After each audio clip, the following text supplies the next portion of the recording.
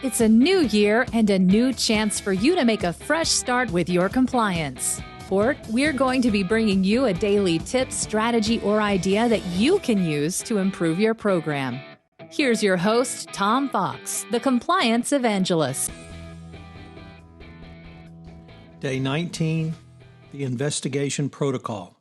After the internal report comes in and you have properly triaged the matter, you need to scope out and investigate it promptly and thoroughly with competent personnel. In the 2020 update, it provided these series of questions about your internal investigation. How does the company determine which complaints or red flags merit further investigation? How does the company ensure that investigations are scoped properly? What steps does the company take to ensure investigations are independent, objective, appropriately conducted, and properly documented?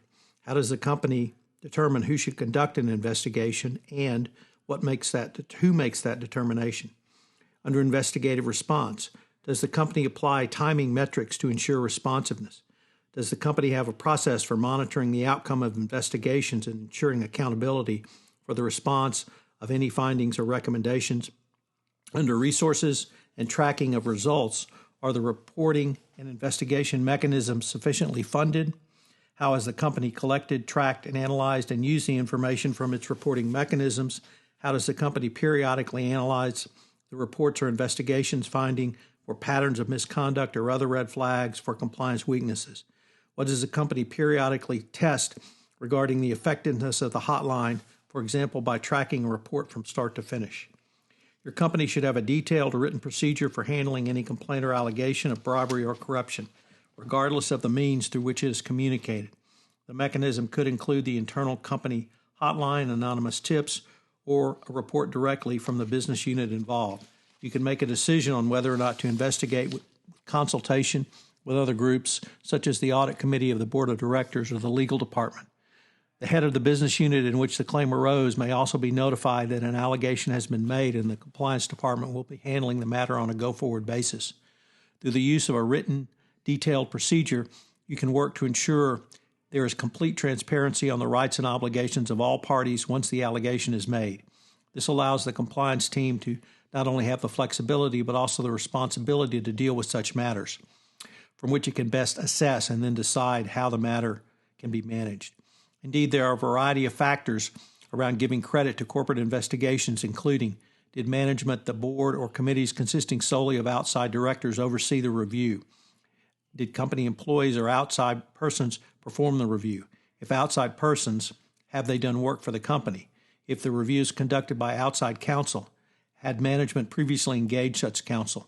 How long ago was the firm's last representation of the company?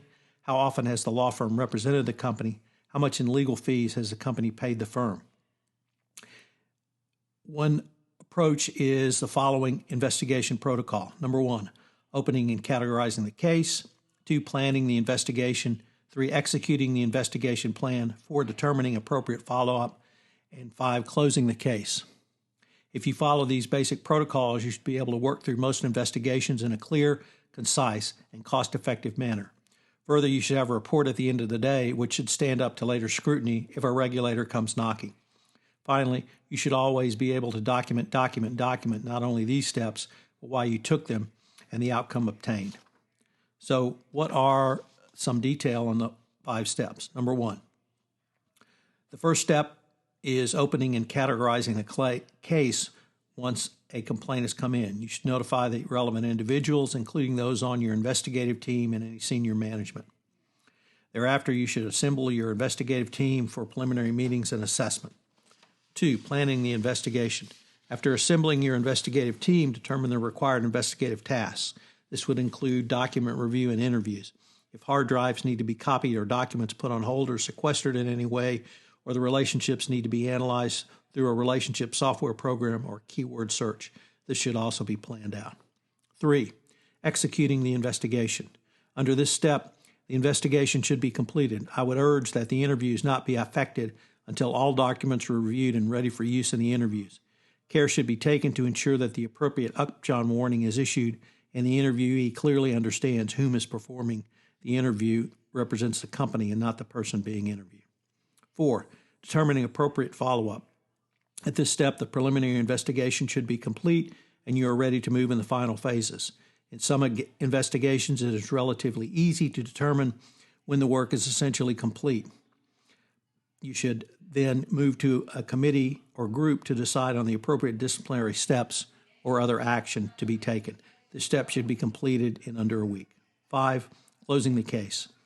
Under this final step, communicate the investigative results to the stakeholders and complete the case report. Everything done in the first 4 steps should be documented, stored. What are today's 3 key takeaways? Number 1, a written protocol created before an investigation is a key starting point. Number 2, create specific steps to follow so there will be full transparency and documentation going forward. 3, consistency is critical to any investigation. This is Tom Fox again. Thank you for listening to this episode of 31 Days to a More Effective Compliance Program.